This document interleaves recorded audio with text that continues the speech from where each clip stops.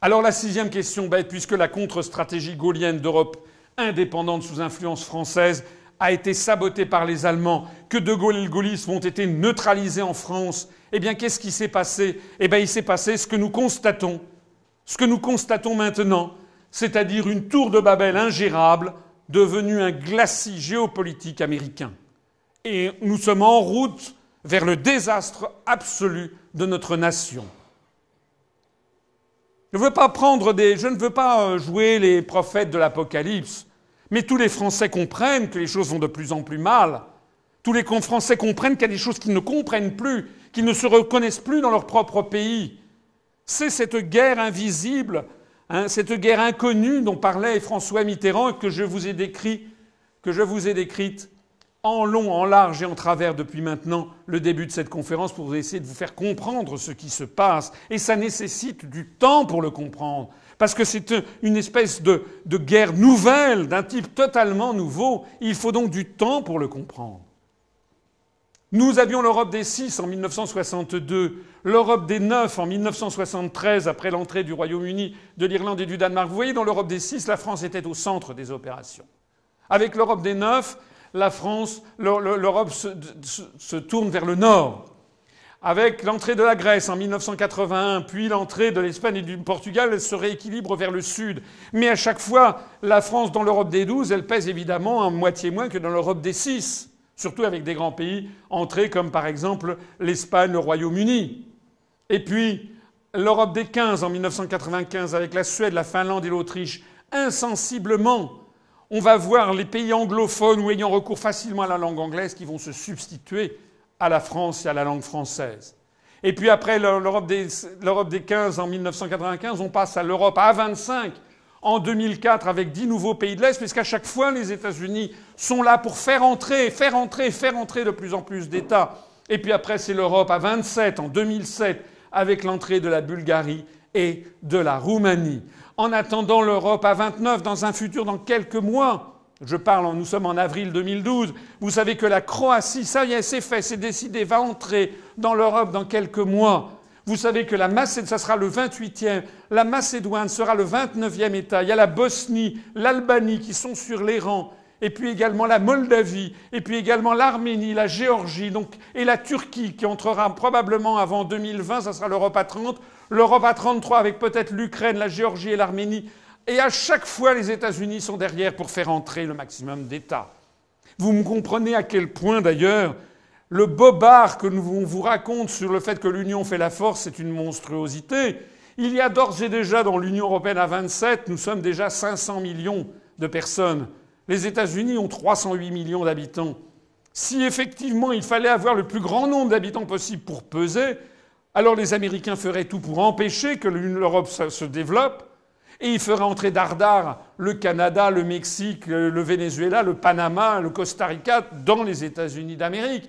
Pas du tout, c'est pas du tout ce qu'ils font. Le long du Rio Grande, dans la frontière entre les États-Unis et le Mexique, ils tirent à vue sur les Chicanos qui veulent entrer aux États-Unis d'Amérique. Vous le savez, c'est une des frontières les plus dangereuses du monde.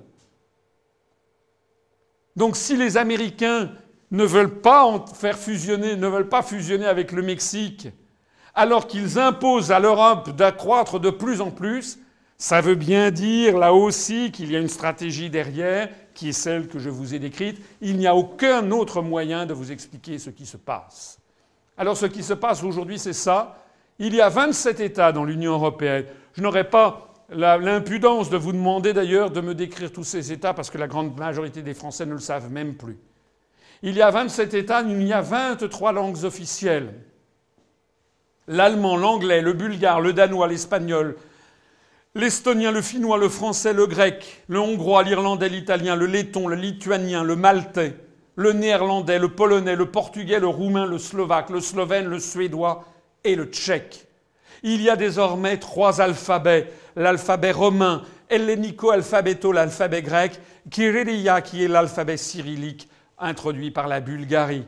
Et 23 langues officielles, eh bien, si vous êtes mathématicien, vous saurez que ça donne 506 combinaisons possibles de traduction, avec des coûts de traduction phénoménaux. Et comme vous le savez sans doute, on peut trouver facilement des interprètes français-anglais ou français-allemands. Ça court les rues. Mais en revanche, trouver un interprète letton, finnois, ou bien bulgare, néerlandais, ou encore, je ne sais pas moi, maltais, roumain, c'est déjà beaucoup plus difficile. Donc qu'est-ce qui se passe? Eh bien, on passe par l'intermédiaire de l'anglais. Et puis progressivement, l'anglais devient ce que les linguistes appellent une koiné, c'est-à-dire la langue vernaculaire. En 1962, lorsque De Gaulle dénonçait le fédérateur extérieur, dans l'Europe des 6, il n'y avait que 4 langues officielles. Le français, l'allemand, l'italien et le néerlandais. L'anglais n'existait pas puisqu'il n'y avait pas l'Angleterre. En 1962, 80% des documents de la CEE étaient en français. C'est la raison pour laquelle De Gaulle pouvait encore imaginer d'avoir une Europe française. Qu'est-ce qu'il en est devenu? Eh bien, voici l'évolution de la langue de rédaction d'origine des documents à la Commission. En bleu, ce sont les documents en français, en rouge, c'est en anglais. Donc je vous ai dit, en 1962, le bleu représentait à peu près 80%. En 1996, nous étions tombés à 38%, tandis que les documents en anglais représentaient 46%. Et puis vous voyez quelle a été l'évolution au cours depuis les 15 dernières années, les 16 dernières années, notamment avec l'élargissement. Oui, parce que tout le monde préfère parler en anglo-américain. Donc désormais, le français est tombé, depuis à 2007, on était à 12%. On a dû tomber maintenant à environ 7 ou 8%. L'allemand, les autres langues sont encore plus basses. Et l'anglo-américain, c'est plus de 90% des documents. En d'autres termes, le piège se referme inexorablement. Il ne peut pas y avoir d'autre Europe qu'une Europe américaine. La langue de travail de l'Union européenne devient exclusivement l'anglo-américain. La langue française subit une véritable déroute.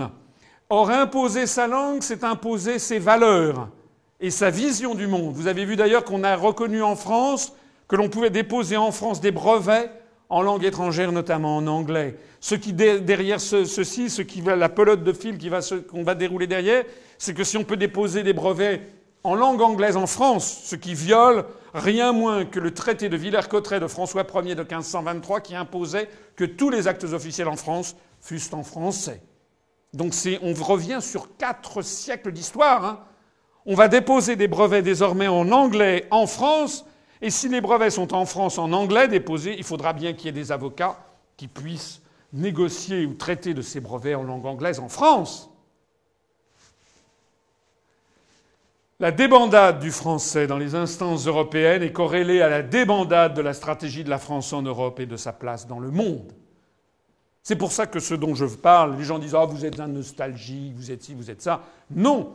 Il s'agit maintenant, nous sommes attaqués, c'est une lutte, une guerre à mort, comme a dit François Mitterrand, après 14 années à l'Élysée. Alors, il faut ajouter à ceci ce phénomène burlesque de ce stratagème des chaînes dont je parlais tout à l'heure. Ça, c'est l'inflation normative communautaire.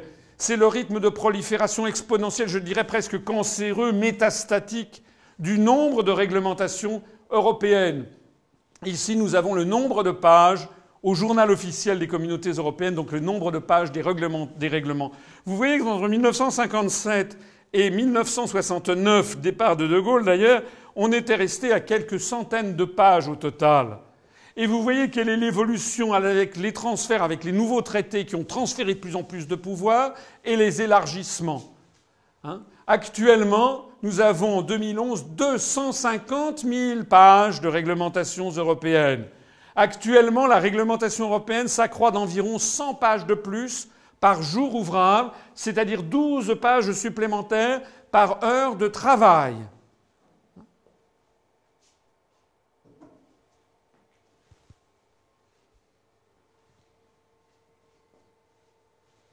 Une page de plus toutes les 5 minutes. Alors d'ailleurs, les Français disent « on n'en peut plus de ces réglementations qui tombent sur les PME, sur les artisans, etc. On n'en peut plus de ces énarques. » Mais ce n'est pas des énarques. Ce n'est pas les énarques qui font la réglementation en France. Il faut arrêter. Les lois, les règlements, désormais, ça vient essentiellement de l'Union européenne. D'ailleurs, en France, on est dirigé, il n'y a plus d'énarques. Enfin, je veux dire, Sarkozy n'est pas énarque, Monsieur Fillon n'est pas énarque, Madame Lagarde n'était pas énarque, Monsieur Barouin aux finances n'est pas énarque, Monsieur Thierry Breton n'était pas énarque, Madame Morano n'est pas énarque. Donc on entretient les Français dans l'illusion qu'ils seraient victimes d'une espèce de technostructure délirante française. Je ne dis pas qu'il n'y a pas des critiques à faire, mais fondamentalement ce que l'on cache aux Français, c'est ça. C'est qu'en fait l'immense machine bureaucratique qui nous tombe dessus, ça vient de Bruxelles. D'ailleurs, voici l'armée mexicaine. L'armée mexicaine, ce que j'appelle l'armée mexicaine, c'est en matière de diplomatie, par exemple. Qui va s'occuper de politique étrangère maintenant?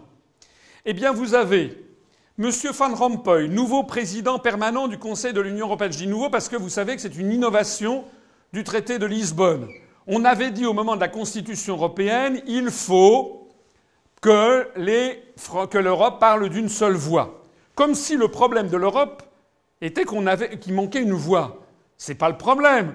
Si l'Europe est comment dirais-je, est en permanence conflictuelle, c'est parce qu'elle se télescope des 27 intérêts nationaux divergents. Donc dire qu'il fallait qu'il y ait un bonhomme qui représente l'Europe, c'est se moquer du monde. Parce que si on donne un bonhomme qui devient président permanent du Conseil de l'Union européenne, qu'est-ce qui va se passer?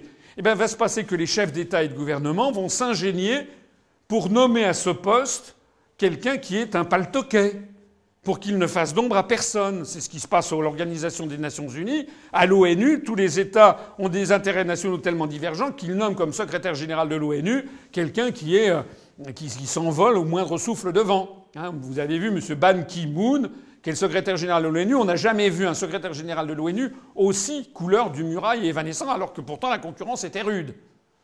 Eh bien, c'est pareil. À l'Union européenne, on a nommé M. Van Rompuy, cet hurluberlu, qui d'ailleurs tout le monde s'en fiche d'ailleurs depuis qu'il a été nommé, mais il s'occupe de politique étrangère et il est le président du Conseil de l'Union européenne. Il est flanqué d'une ministre des Affaires étrangères de l'Union européenne qui, paraît-il, devait donner plus de poids à l'Union européenne, qui est Madame Catherine Ashton, qui était une travailliste. Et puis, comme vous savez, l'Angleterre est une monarchie aristocratique, et donc, comme elle avait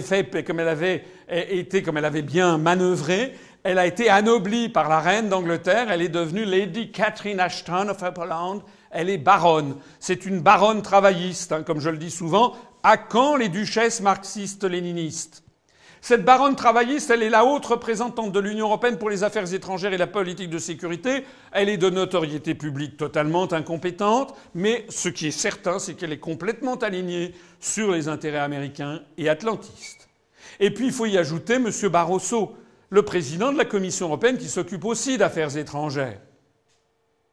Donc ce sont déjà 3 personnes qui s'occupent d'affaires étrangères au sein de la Commission européenne ou du Conseil. Mais il faut y ajouter d'autres personnes. Il faut y ajouter M. Juncker, le luxembourgeois, qui est le président de l'Eurogroupe, qui s'occupe des questions monétaires internationales et qui donc passe son temps à aller se rencontrer avec ses homologues.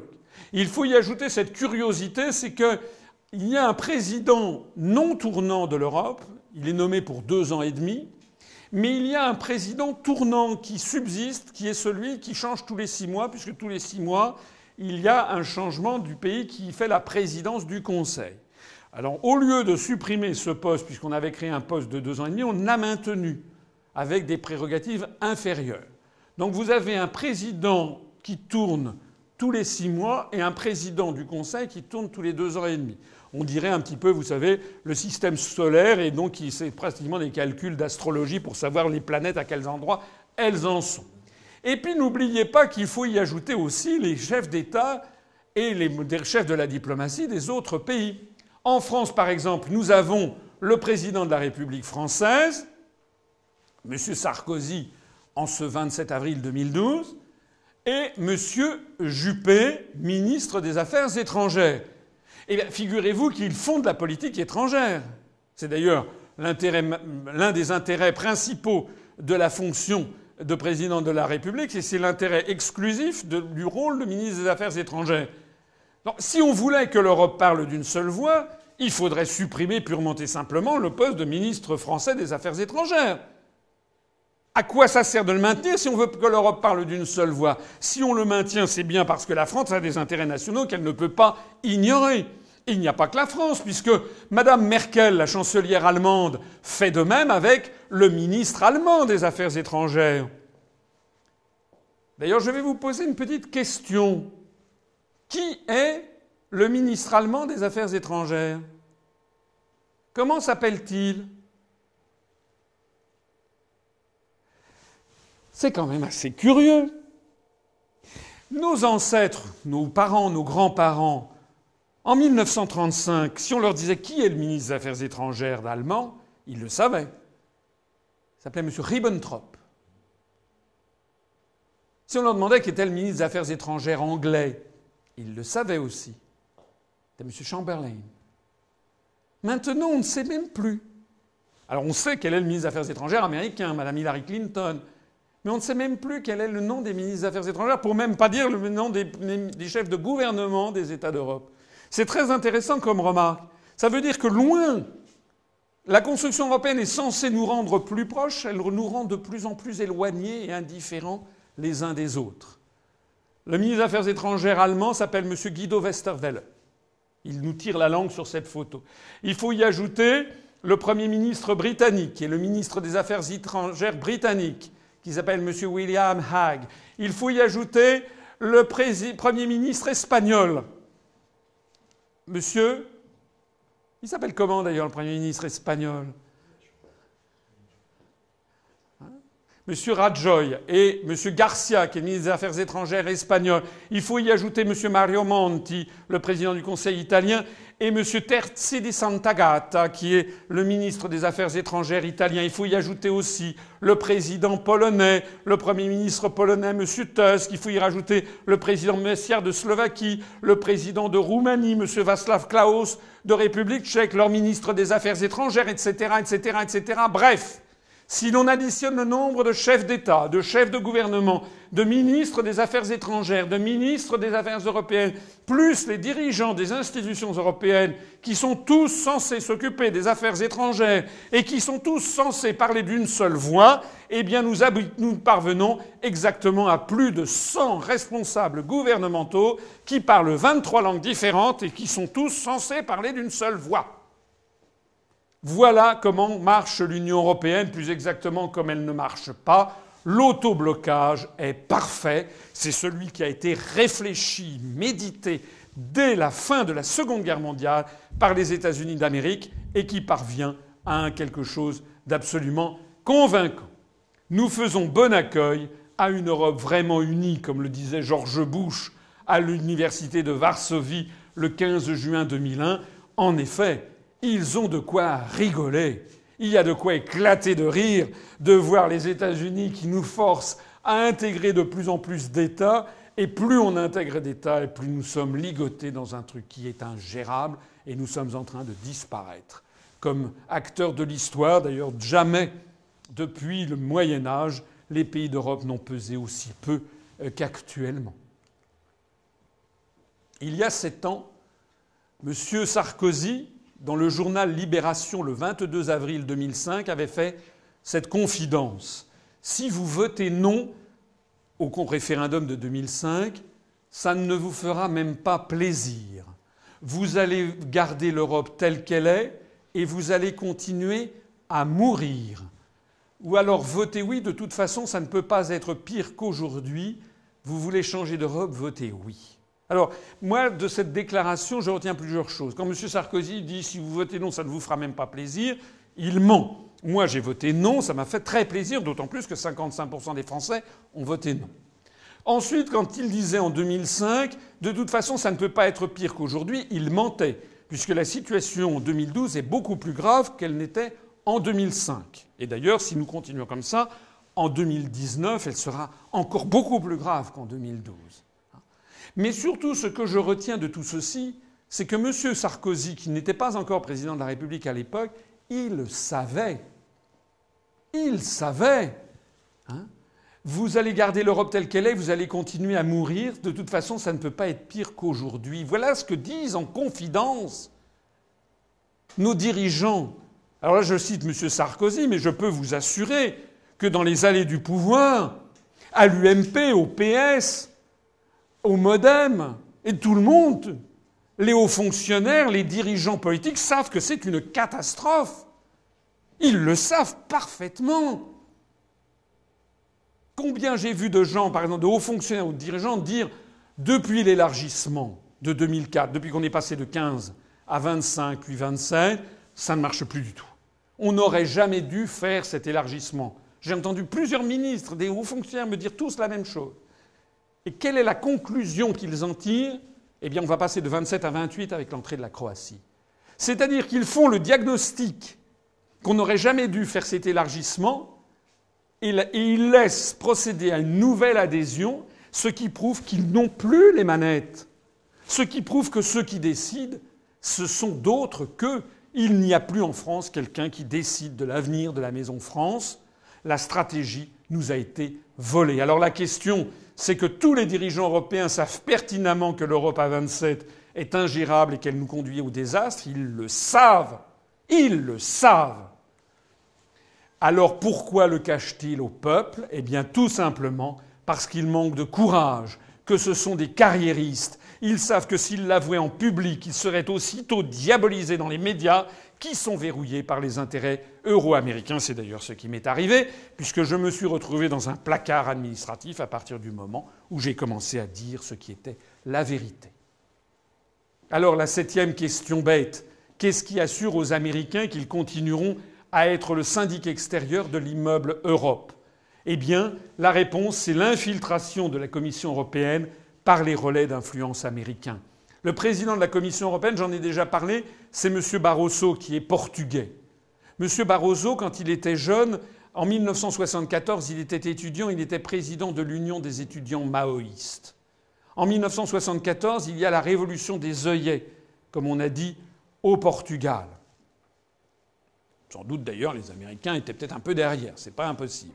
Quand la révolution des œillets, la révolution du jasmin, la révolution des roses, etc., la révolution orange, tout ça, ça sent un peu toujours la même patte qu'il y a derrière. En attendant, ce sont quand même des militaires portugais qui ont fait chuter, qui se sont révoltés contre le gouvernement Sá Carneiro, qui était le gouvernement dictatorial, le successeur de Salazar, et donc ils réintroduisent la liberté des partis politiques. Et parmi les partis politiques, il y a le Parti communiste portugais, inféodé à Moscou et au KGB. Les Américains prennent peur, parce qu'on est en 74, on est pendant cette décennie 70 où l'Union soviétique va marquer beaucoup de points. En 75, il y aura le Vietnam, le Cambodge, le Laos qui tomberont, si j'ose dire, dans l'escarcelle du camp socialiste. Donc les Américains prennent peur. Ils ont peur que le Portugal bascule dans le camp socialiste. Or, le Portugal, c'est notamment la base des Açores, la base militaire des Açores, qui est une base tout à fait stratégique. Donc les Américains décident d'envoyer un ambassadeur de choc qui s'appelle Frank Carlucci, qui en dépit de son nom est américain, Frank Carlucci, et qui est un agent de la CIA, on le sait de façon certaine, puisqu'après avoir été ambassadeur à Lisbonne, il a été directeur général adjoint de la CIA, de la centrale de Langley. Et Frank Carlucci arrive pour empêcher la prise de pouvoir par le PCP, par le Parti communiste portugais.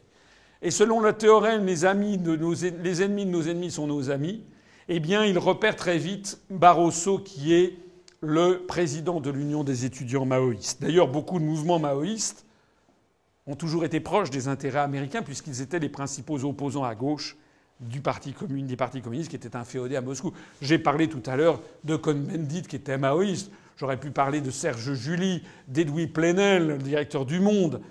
C'est pas moi qui en ai parlé, c'est Gilles Ménage, ancien directeur de cabinet du président Mitterrand, qui, dans un prétoire de la République, a dit « Monsieur Edoui Plenel est un agent de la CIA ». Ça a fait un scandale. On a dit que M. Ménage déménageait, si j'ose dire, qu'il avait perdu l'esprit. Mais en attendant, Edoui Plenel a quand même quitté la direction du journal Le Monde. En attendant donc, l'ambassadeur américain repère Barroso et va en faire un protégé des intérêts américains. Le jeune José Barroso, à l'époque président de l'Union des étudiants maoïstes, va d'un seul coup bénéficier d'une bourse de la fondation Volkswagen Werk pour aller faire des études à Genève. pendant quelques mois.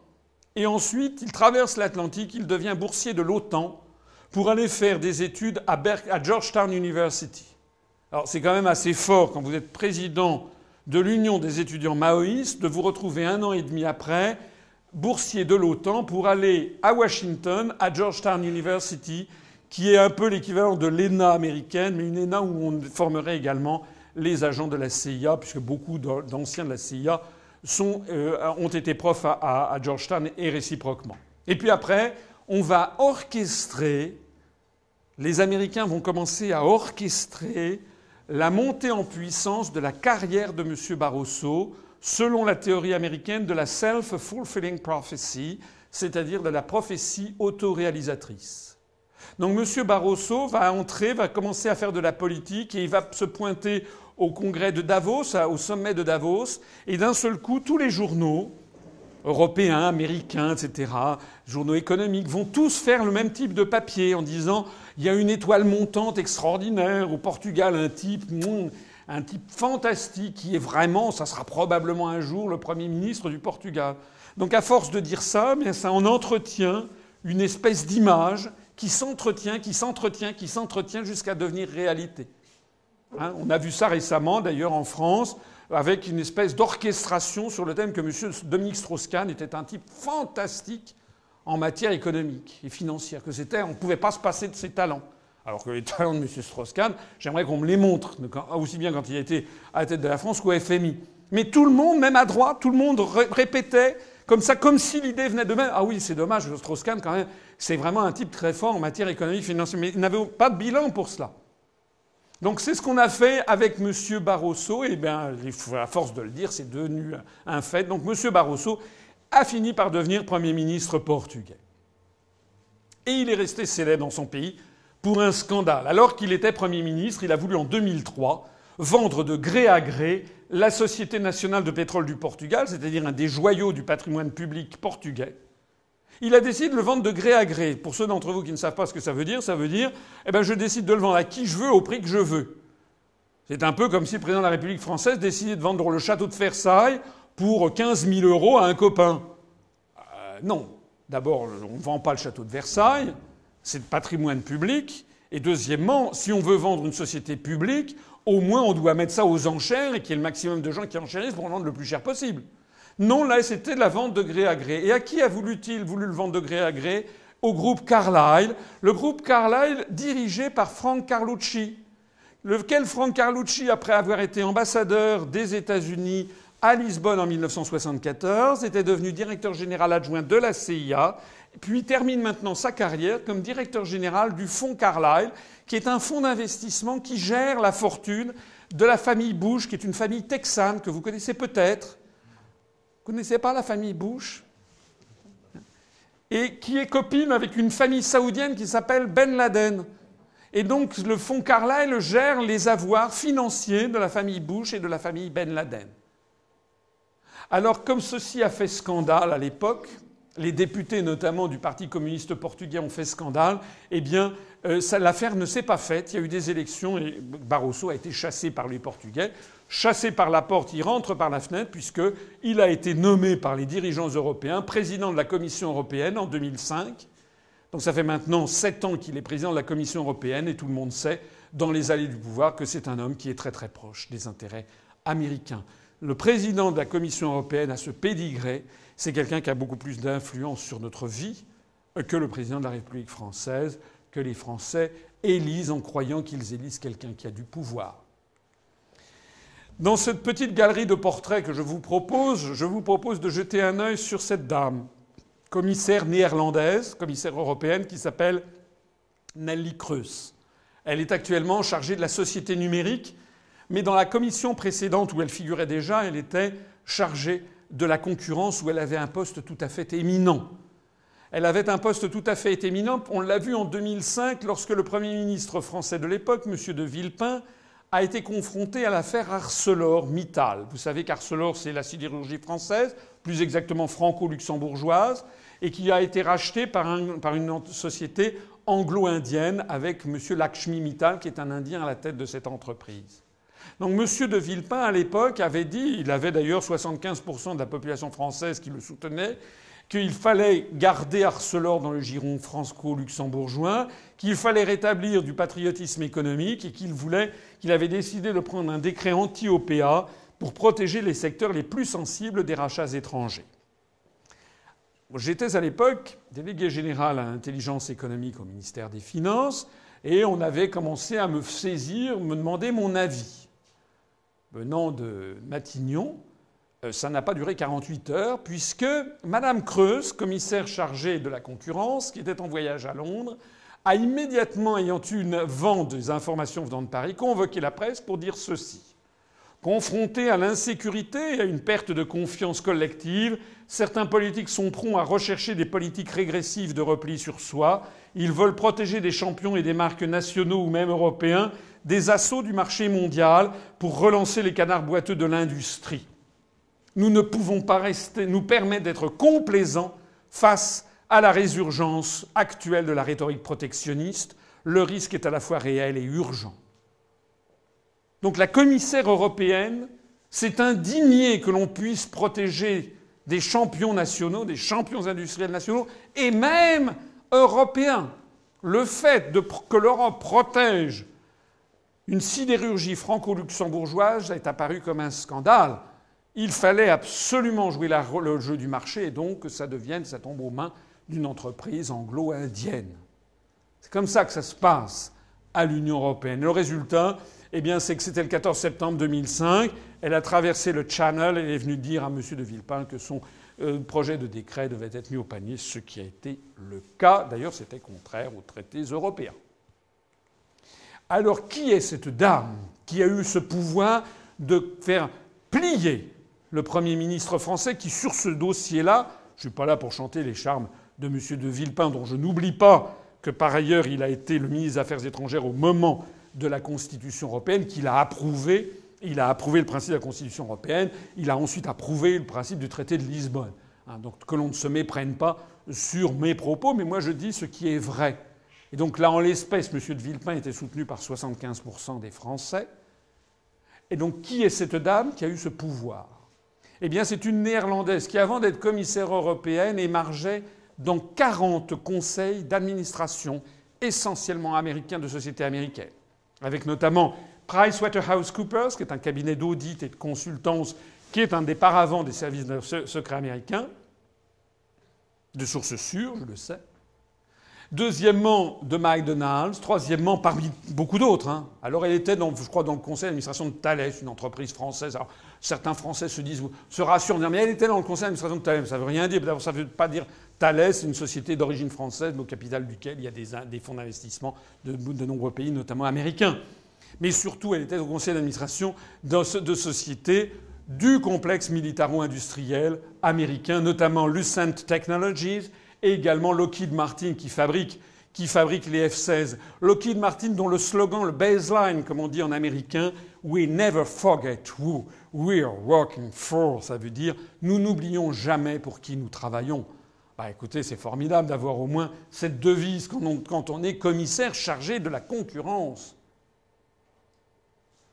Alors pour peaufiner le pédigré de cette dame qui a fait plier M. de Villepin, qui a fait plier un Premier ministre de la République qui bénéficiait d'une majorité au Parlement et qui bénéficiait sur ce sujet de l'appui de 75% des Français, il faut savoir que Mme Nelly Creus a été mouillée par un scandale qui était dans ses liens avec un monsieur qui s'appelle Jan Dirk Parlberg, qui était son amant. Et ce monsieur Parlberg était membre de son parti politique, le Parti populaire pour la liberté et la démocratie. Bon, jusque-là, on s'en fiche complètement qu'elle ait eu des relations intimes avec l'un des membres de son parti politique. La question n'est pas là. La question, c'est que les tabloïds néerlandais ont découvert que ce type était membre de l'organisation criminelle d'un certain Willem Holleder, un ennemi public numéro 1 aux Pays-Bas, qui s'était spécialisé dans les extorsions de fonds, les faux et usages de faux, le blanchiment d'argent sale et les enlèvements crapuleux, notamment celui de Papy Heineken, Freddy Heineken, 80 ans, l'héritier des brasseries Heineken. Alors c'était des mauvaises fréquentations, dira-t-on. Ça peut se limiter à ça, oui, sauf que ce que l'on a découvert par ailleurs, c'est que Mme Neelie Kroes avait menti sur la déclaration de son patrimoine personnel. Lorsqu'elle est devenue commissaire européenne, il faut déclarer le patrimoine que l'on a. Elle l'a déclaré. Et lorsqu'on a fait des recherches, enfin la police néerlandaise a fait des recherches, ils ont découvert qu'elle avait plusieurs immeubles de bureaux à Rotterdam qu'elle n'avait pas déclarés dans son patrimoine. Donc on lui a demandé, Madame, comment avez-vous fait pour financer ces plusieurs immeubles de bureaux à Rotterdam, qui est une des grandes villes des Pays-Bas, comme vous le savez. Et Mme Kroes a dit, je ne me rappelle plus. Eh non, mais elle avait un trou de mémoire, ça peut arriver. Si vous avez bon, tout le monde a 3-4 immeubles de bureaux, moi j'en ai 4-5 à la Défense, je sais très bien comment je les ai financés. Bon. Non, c'était se foutre du monde, évidemment. Mme Kroes a donc été soupçonnée d'avoir directement participé à des opérations de blanchiment d'argent sale. Je me permets d'insister, parce que ce qui est en train de se passer avec cette construction européenne, où l'on manie des sommes de plus en plus colossales, avec interdiction d'être contre, avec interdiction de critiquer, avec par ailleurs une complexité des circuits qui fait que 99,9% des peuples se désintéressent. Vous avez un mérite extraordinaire de m'écouter, parce que ce que je vous dis est extraordinairement ennuyeux. Tout ce qui touche à l'Europe est emmerdant comme la pluie. C'est ça la vérité, et c'est fait pour. Parce que pour la première fois dans l'histoire des peuples et des nations, nous avons une dictature qui est en train de s'installer par l'ennui et l'indifférence. C'est tellement ennuyeux que personne ne veut regarder. Et c'est beaucoup plus génial que d'envoyer des chars dans la rue. Et les gens n'y comprennent rien. C'est ça qui est génial. Mais qu'est-ce qui se passe dans ce genre de situation ? Eh bien, ça attire évidemment les escrocs et les mafias. Donc nous sommes en train de tomber, l'ensemble du continent européen, je pèse mes mots, est en train de tomber dans une dictature mafieuse. C'est les dérives de tous les régimes totalitaires. D'ailleurs, c'est comme ça qu'a fini l'Union soviétique. Par des mafias. La mafia du coton en Ouzbékistan, la mafia du clan Brejnev. Actuellement en Corée du Nord, c'est la mafia de la famille de Kim et de ses descendants.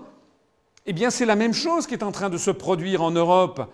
C'est la prise du pouvoir continental par des mafias, une oligarchie financière, bancaire et industrielle, pour le plus grand profit des États-Unis d'Amérique, eux-mêmes d'ailleurs, de plus en plus dans la main de la mafia.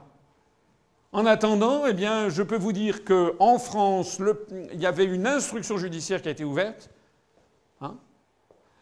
pour savoir de quoi il retournait, parce que c'était un réseau international. Et puis un jour, tout ça c'était donc en 2006, on n'a plus entendu parler de rien.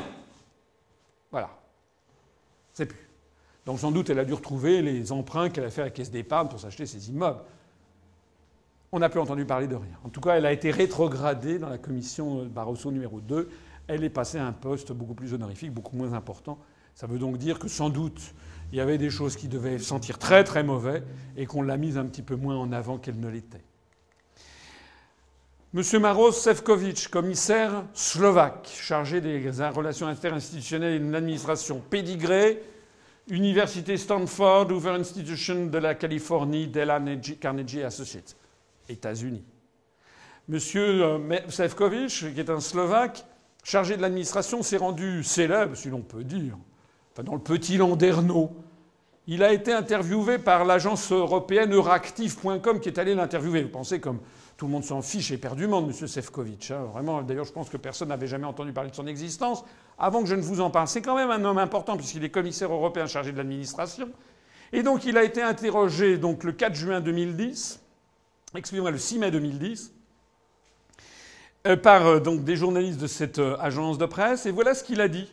On l'interrogeait sur les pétitions. Vous savez que la Constitution européenne reprise par le traité de Lisbonne avait dit qu'il y a un grand progrès dans la démocratisation de l'Europe, c'est que désormais les citoyens européens auront un droit de pétition. Alors voilà ce qu'a dit M. Šefčovič. La Commission européenne filtrera les pétitions des citoyens pour s'assurer que les initiatives stupides, comme par exemple l'abolition de l'Union européenne, soit bloquée, a affirmé le vice-président de l'exécutif de l'UE. Ben voilà. C'est-à-dire que si vous aviez demain 1 million, 2 millions, 3 millions, 5 millions de citoyens européens qui réclamaient un référendum pour abolir l'Union européenne, eh bien la Commission européenne dirait ben non, c'est une initiative stupide, on n'en parle plus. C'est une démocratie, comme vous le voyez, bien tempérée. Le commissaire finlandais chargé des affaires économiques et monétaires, M. Olli Rehn, diplômé de l'université du Collège Saint-Paul dans le Minnesota, de l'université de Berkeley. Il est auparavant, avant d'être chargé des affaires économiques et monétaires, il était chargé de l'élargissement. Donc il avait fait son travail, c'est-à-dire qu'il avait obéi aux instructions de Washington. Donc c'est lui qui a fait entrer la Bulgarie et la Roumanie comme demandé le 1er janvier 2005. Et puis, quand il était encore commissaire chargé de l'élargissement, c'est lui qui avait dit qu'il était favorable à l'entrée de la Turquie dans l'Union. Ben évidemment, il était chargé de l'élargissement et donc il était sous l'instruction des États-Unis d'Amérique. Je vous signale d'ailleurs que nous avons, je vous renvoie à une autre de mes conférences qui s'appelle L'Europe c'est la paix. J'ai fait une conférence qui s'appelle L'Europe c'est la paix, mais ça s'écrit P-A-I-E, comme la paye. Parce qu'en fait, c'est une fantastique machine à pomper du fric et à le répartir entre les amis et les copains. Je vous signale que sur les 10 dernières années, enfin les 5 dernières années et celles qui viennent, au total, l'Union européenne aura versé plus de 6 milliards d'euros à la Turquie pour la mise à niveau, pour l'intégration. Donc ceux d'entre vous qui pensent que la Turquie n'entrera pas, la Turquie va évidemment entrer puisque les États-Unis l'ont décidé. Monsieur Siim Kallas, l'Estonien commissaire chargé des transports. Alors lui, c'est 3 étoiles dans le Michelin, vaut le voyage. Monsieur Kallas est estonien. Et avant, l'Estonie, vous savez, c'était une république socialiste soviétique. Il a été membre du Parti communiste de l'Union soviétique pendant 18 ans, de 1972 à 1990. Et il a été ministre des Finances de la République soviétique d'Estonie de 1975 à 1979. Il a donc été ministre de Brejnev. Je répète, ministre des Finances de la République d'Estonie de 1975 à 1979 sous Brejnev. Bien. Il a été mêlé à un scandale lorsqu'il était président de la Banque d'Estonie. Avec l'Estonie a proclamé son indépendance au moment de la chute de l'Union soviétique. L'Estonie est devenue un pays indépendant. Et il a été président de la Banque d'Estonie. Bien, voilà qu'en 1994-1995, il y a un audit. Et d'un seul coup, on ne trouve plus, je ne sais plus si c'était 10, 20 ou 30 millions de dollars. C'était pas une grosse somme. Enfin, disons, ça arrondit les fins de mois quand même. Bon, 30 millions de dollars, ça fait 20 millions d'euros, c'est déjà pas mal. 25 millions. Donc on a cherché, les auditeurs ont cherché, ils n'ont pas trouvé. Donc à la fin des fins, tous les regards se sont tournés vers le président de la Banque centrale en disant « Monsieur Kallas, vous n'avez pas vu par hasard passer 30 millions de dollars ?» Non, dit-il, on n'a pas vu. Finalement, tout ceci a été enterré comme l'affaire de Madame Creuse, parce qu'entre-temps, eh bien, Monsieur Kallas, qui était auparavant un des chantres de l'Union soviétique, est devenu un des grands chantres de l'OTAN.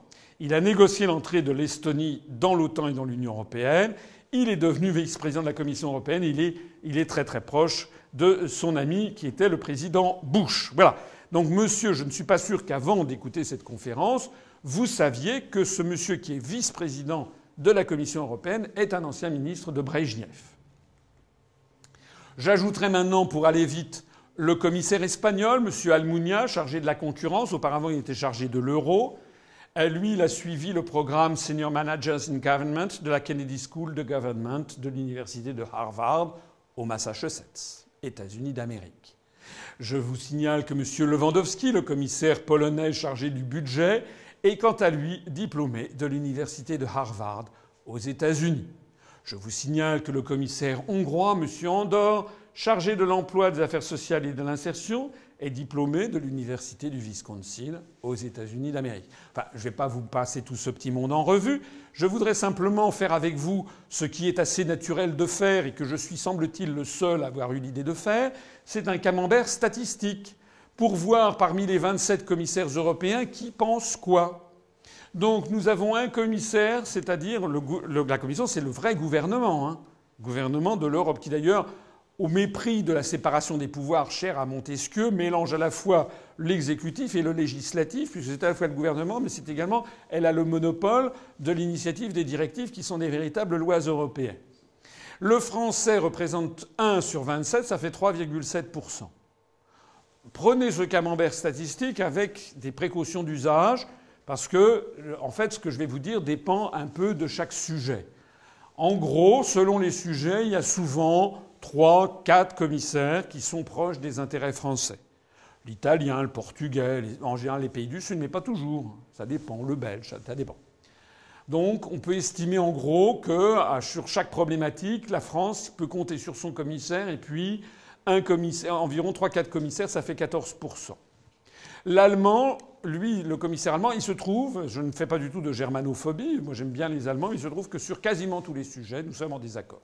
Et ça n'est pas parce qu'on claironne à la télévision le couple franco-allemand, je vous ai expliqué plus tôt dans cette conférence ce qu'il fallait en penser, ça n'est pas parce que l'on vous dit ça que c'est vrai. D'ailleurs, on voit bien, par exemple, sur tous les sujets, notamment sur l'euro, le MES, le FESF, sur les affaires industrielles, etc., on voit qu'on est en désaccord systématique. Même sur la Libye, d'ailleurs. Sur la France est intervenue en Libye, vous avez vu que l'Allemagne n'a pas voulu intervenir. Enfin, sur tous les sujets, nous sommes en désaccord. Il faut ajouter à ça d'autres commissaires qui sont a priori plutôt défavorables à la France. En gros, environ 6 ou 7, ce sont les commissaires des États des pays de l'Est. Que ce soit en matière diplomatique, d'alignement sur ci, d'alignement sur ça, l'harmonisation fiscale, salariale, etc., on se heurte aux intérêts de la Hongrie, de la Slovaquie, de la Pologne, etc. Donc ça fait à peu près 22,2%. Il faut y ajouter tous les commissaires ayant effectué des études aux États-Unis. Un tiers dans la commission Barroso I. Ceux qui avaient travaillé en plus pour des sociétés américaines, il y en avait 2, ça faisait 7,4%. Les anglophones de naissance, il y en avait encore 2 autres. Et puis ceux qui avaient effectué des études au Royaume-Uni, ça en faisait un encore en plus, qui n'entrait pas dans les cases précédentes.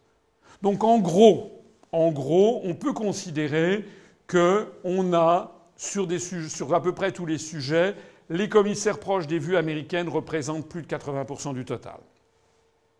Au moment de la déclenchement de la guerre en Irak, la France était seule à être contre. Il y avait 2 pays qui étaient neutres, qui étaient la Belgique et l'Allemagne. Donc cette fois-ci, il y avait que 3, au lieu qu'il y en ait comme ici 5, il n'y en avait que 3. Donc on peut considérer qu'il y avait 88% des commissaires européens qui étaient alignés sur les positions américaines au sujet de la guerre en Irak. Voilà donc sur ce camembert. Alors encore une fois, ça varie selon les sujets, mais c'est toujours un peu les mêmes proportions. Ça veut dire qu'en gros, nous sommes systématiquement minorisés avec plus des 3/4 des commissaires qui sont alignés sur les vues américaines. Alors ça, c'est un message qu'il faut envoyer notamment à tous ceux qui proposent une autre Europe. Parce que de Madame Le Pen à Monsieur Poutou, de l'extrême droite à l'extrême gauche, en passant par tout le spectre politique français, tous les responsables politiques critiquent l'Europe, mais aucun ne propose d'en sortir, et ils proposent tous une autre Europe. Moi, je veux une autre Europe comme ci, une autre Europe comme ça. Nous avons ici une illustration parfaite du stratagème des chaînes dont je vous ai parlé. C'est que c'est très gentil de vouloir une autre Europe à la française, mais vous allez la faire avec qui ? Avec qui vous allez faire cette Europe sociale que M. Mélenchon se fait fort d'imposer aux autres quand on est systématiquement minorisé ? Avec qui Mme Le Pen va-t-elle renégocier je ne sais pas quoi, puisqu'on est systématiquement minorisé ? En plus, si Mme Le Pen arrive au pouvoir, alors la France sera encore plus minorisée. Donc il n'y a pas de solution, il n'y a que 2 solutions viables, possibles, intellectuellement qui tiennent debout. La première, c'est on continue comme on est, et au bout du compte, c'est la destruction de notre pays, dans un magma vassalisé par les États-Unis. Et la seconde, c'est qu'on en sort. Il n'y a pas d'autre possibilité que ces 2-là.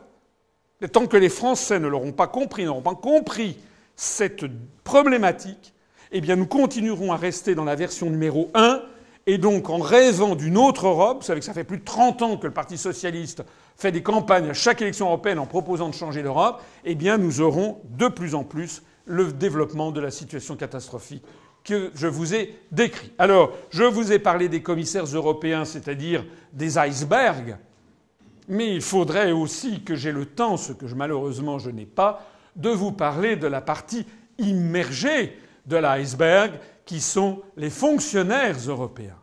Parce qu'il y a 27 commissaires européens, mais des fonctionnaires européens, il y en a des centaines, il y en a même plusieurs milliers. Or, vous savez que les prises de décision dans une structure administrative ou dans une autre société, c'est pas uniquement le patron, c'est que c'est tout au long d'une chaîne hiérarchique qu'apparaît une décision. Et donc il est très important de regarder aussi qui sont les directeurs des différentes directions, quels sont ces hauts fonctionnaires. Je n'ai pas le temps de vous en présenter beaucoup, je ne vais vous en présenter que un. Mais lequel ? Je vais vous présenter la personne qui a dirigé la France au cours des années 2000. C'est un fonctionnaire allemand qui s'appelle M. Klaus Regling.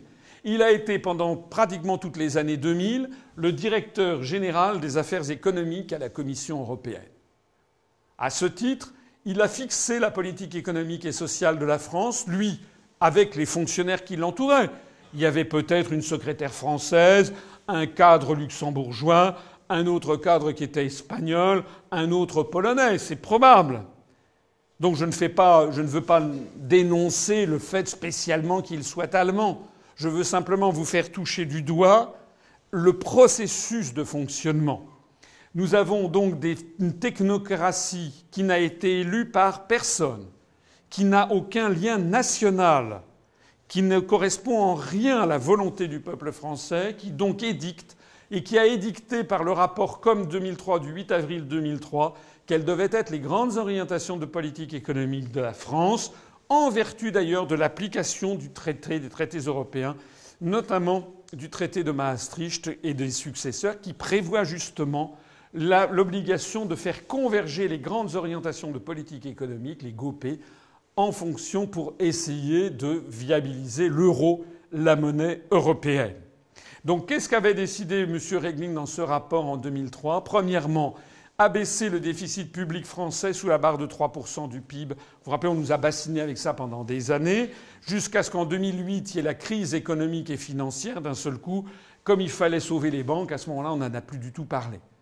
Donc moi, je me rappelle en 2004-2005, quand on avait un déficit de 2,9% du PIB, on disait haro sur les fonctionnaires.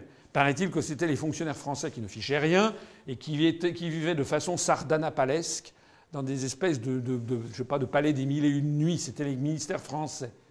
Et puis, à partir du moment où il y a eu la crise financière, alors là, d'un seul coup, on n'a plus du tout parlé. On est passé de 2,9 à 3, 3,5, 4, 4,5, 5, 5,5, 6, 6,5, 7, 7,5, 8, 8,5%. On est arrivé à 8,5% de déficit. Monsieur Sarkozy, en l'espace de 5 ans, a endetté la France de pratiquement 600 milliards d'euros. Jamais, depuis Vercingétorix, nous avions eu quelqu'un qui avait endetté la France d'une telle montagne de dettes en si peu de temps. Il s'agissait de sauver les banques. Le deuxième point qui avait été défini, c'était réduire le coût de la main-d'œuvre, notamment pour les bas salaires, allant de pair avec le troisième point, réformer le marché du travail en simplifiant la protection de l'emploi et en imposant des schémas d'emploi et de carrière plus flexibles. Alors ça, c'est la langue de bois européiste. Comme il y avait une langue de bois soviétique, il y a une langue de bois européiste. Donc ça veut dire quoi ? Qu'est-ce que ça veut dire, à votre avis, simplifier la protection de l'emploi ? Ça veut dire qu'on peut foutre les gens à la porte du jour au lendemain. C'était l'esprit même, d'ailleurs, du contrat première embauche. Vous savez, le CPE de Villepin, il y avait 2 millions de personnes qui étaient descendues dans les rues. Tout le monde avait dit « salaud Villepin », mais Villepin ne faisait qu'appliquer les directives européennes. Ce que d'ailleurs est un scandale. Parce qu'on ne peut pas se prétendre, comme il se prétend gaulliste, pour l'indépendance de la France, et être le toutou d'institutions qui imposent aux Français des choses que les Français ne veulent pas. Mais ça va très loin, parce que, bien entendu, tout ceci s'applique encore. Donc, quel que soit le président de la République française, que ce soit un président UMP ou socialiste, il est obligé de simplifier la protection de l'emploi par notre appartenance à l'Union européenne et à nos traités, obligé d'avoir des schémas de carrière plus flexibles, obligé de réduire le coût de la main-d'œuvre, notamment pour les bas salaires. C'est merveilleux cette phrase, enfin merveilleux. Merveilleux de scandale. Il faut réduire le coût de la main-d'œuvre, notamment pour les bas salaires. Ça veut dire quoi ? Ça veut dire que les gens qui gagnent peu, il faut qu'ils gagnent encore moins. C'est ça que ça veut dire. Ça veut dire quoi ? Ça veut dire qu'on va avoir des contrats de travail moins longs. Vous avez vu que M. Fillon, vers la fin du gouvernement Fillon, M. Fillon avait dit qu'on réfléchissait à des contrats de travail de 8 heures par semaine. Donc l'avenir pour les Français, de plus en plus, c'est des contrats de travail, c'est des petits boulots. On va travailler 3 heures par jour ici, bien qu'on... Enfin, on est en train de paupériser l'ensemble de la population. On est en train de détruire tous les acquis sociaux du XXe siècle et même de la fin du XIXe siècle. Et c'est pas uniquement quelque chose de droite. Je rappelle quand même que sous M. Jospin, la gauche a supprimé l'interdiction de travail de nuit des femmes, qui avait été imposée en France par Roger Salengro. C'était une conquête sociale. Tout ceci à la demande de l'Union européenne. Je rappelle que M. Jean-Claude Guessot, ministre communiste des Transports, a commencé à privatiser Air France à la demande de la Commission européenne. Donc il faut surtout bien comprendre à quel point tout ceci vide de sens notre démocratie. Le point numéro 4, c'était réformer complètement notre système de retraite. Et le point numéro 5, élever l'âge effectif de la retraite. C'est depuis le début des années 2000 qu'il a été décidé. M. Jospin, Premier ministre socialiste, avec M. Chirac, président de la République, conjointement ont donné leur accord à ces grandes orientations de la Commission européenne, c'est-à-dire que nous devons passer progressivement à 65 ans, puis 67, puis 70 ans pour le départ à la retraite, et les cotisations de 37 ans et demi à 38, 39, 40, 41, 42. On en est déjà à 41. Il faut voir que désormais en Allemagne, l'objectif maintenant, c'est vraiment le départ à la retraite à 70 ans. Alors, tous les programmes que l'on fait miroiter aux Français sont des attrape-nigauds. Tous les programmes politiques sont vidés de sens par puisque nous n'avons pas la possibilité de négocier. Les traités européens nous font obligation d'obéir à ces décisions. Le point numéro 6, enrayer la spirale des dépenses dans le secteur de la santé, les déremboursements des médicaments. Vous savez que tous les 6 mois, on dérembourse de nouveaux médicaments. Et à gauche, on a crié contre le gouvernement Sarkozy, Fillon, etc. Bien sûr que c'est normal de protester, mais ce qu'il faut bien voir, c'est que le mal vient... Ça n'est pas... Enfin, je ne suis pas là du tout pour défendre M. Sarkozy ou M. Fillon, bien entendu. Je dis simplement que quel que soit le gouvernement français, il appliquera les instructions venues de Bruxelles. D'ailleurs, M. Mélenchon a fait sa campagne présidentielle sur cette thématique. Mais la proposition qu'il faisait aux Français, c'était de dire on va désobéir aux traités européens, ce qui d'abord est contraire à l'article 5 de la Constitution française, puisque le président de la République doit respecter les traités, et deuxièmement, ne prend pas en considération quelle aurait été la réaction de nos partenaires. On ne peut pas prétendre rester dans un dîner avec 26 autres convives et mettre les pieds sur la table et considérer que les autres vont s'en satisfaire. C'est pas vrai. Donc si vous n'êtes pas d'accord, vous quittez la table. Mais on ne peut pas désobéir au traité, faire un scandale et prétendre que les autres vont rester là. Parce que ça veut dire quoi? Ça veut dire que c'est un pied de nez à leur souveraineté nationale à eux. Ça veut dire qu'on ne respecte pas l'accord que nous avions tous entre nous. Le point numéro 7, mettre en concurrence les marchés de l'énergie, notamment gaz et électricité. C'est ce qu'a fait d'ailleurs le gouvernement Fillon début 2010 en ouvrant le marché du gaz à Goldman Sachs et à JP Morgan, ce qui est un véritable scandale, puisque Goldman Sachs et JP Morgan se fichaient éperdument de la qualité de service public. Est-ce que vous croyez vraiment que Goldman Sachs est préoccupé par la façon dont on va servir du gaz à une habitante de Lons-le-Saunier? Bon, la réponse est non. Ils ne sont là que pour dégager le maximum de cash. Donc c'est une honte d'avoir ouvert le marché du gaz à JP Morgan ou à Goldman Sachs. Alors quand je vous dis tout ceci, eh bien moi, je vous montre maintenant cela.